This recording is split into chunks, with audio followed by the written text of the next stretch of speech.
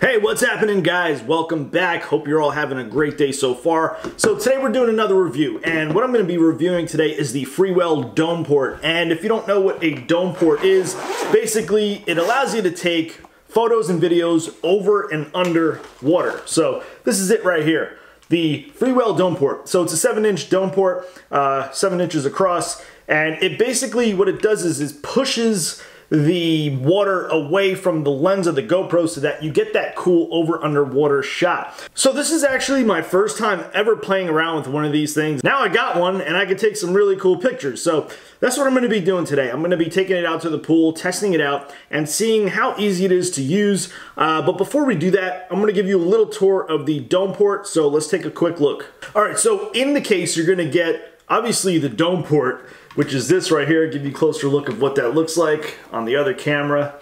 Pretty nice. We'll show. I'll get a little bit more detail on that in a bit. It also comes with a cleaning cloth so you can wipe off the dome port itself.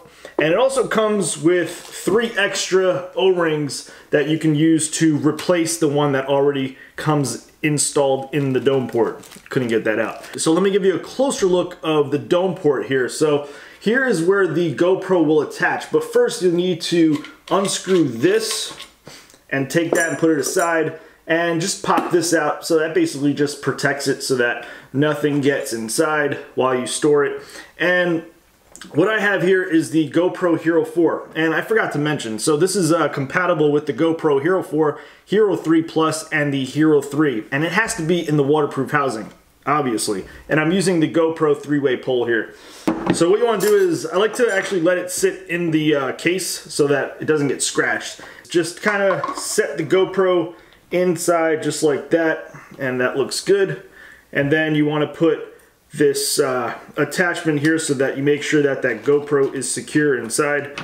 You don't want that pop out, and then just get that screw. So you're probably wondering, how do you turn the GoPro on when it's inside the dome port? Well, so what Freewell did was they added this little button here which pushes down on the mode button so the GoPro will turn on. And then you do have access to the shutter button here. So for this review, I'm going to be using the GoPro 3-way pole, but you could use a selfie pole or really any pole you really want. But I just wanted to quickly mention that Freewell also sells their own pole, or it's more of like a trigger for this setup. So what it does is it comes with a little trigger point. So when you hit that trigger, it'll actually take a photo or start recording. But I don't have that, so we're just going to be testing out with just doing it the old school way, where you just hit the record button and then it just starts recording. So another thing you'll notice on the back of the dome port is you have this white line. And you probably guessed it, the white line means that you want that water level to be right around that level so you get a nice split in half over underwater shot. So let's go take it out to the pool, get some test shots, and I'll show you how this thing works. Alright, so like I said, going to be using the GoPro 3-way pole, and right now I got it set up in selfie mode, so I want to see if it's possible to get some selfies, to see how hard it would be to get a selfie using the Freewell Dome Port. So just entering the water now, and you kind of get an idea of what that water line looks like now. I got the session on my head.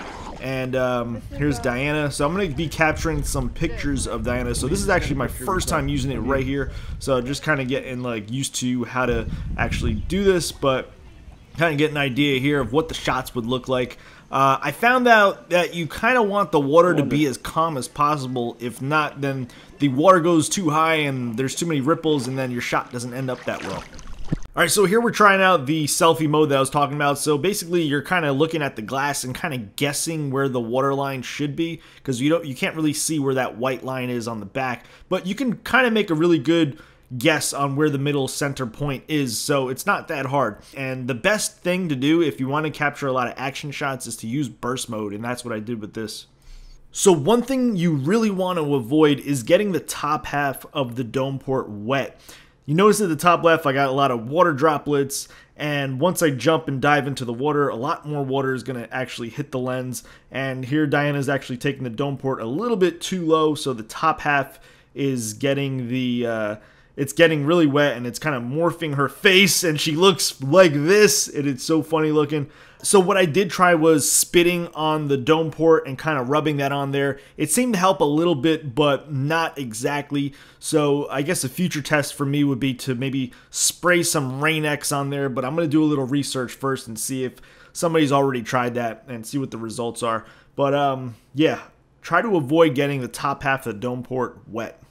So really, this is the only dome port that I ever tested, and I can totally recommend it to you guys if you're interested in getting these type of shots. I can't really compare it to any other dome ports out there because, like I said, this is the only one I've ever tested, but it works as advertised, and I was able to get the same shots that you know, many other people are able to get. But I want to get some more practice with this, so I'll definitely be posting some more pictures with this dome port this summer on my Instagram page. So if you don't already follow me on Instagram, check it out.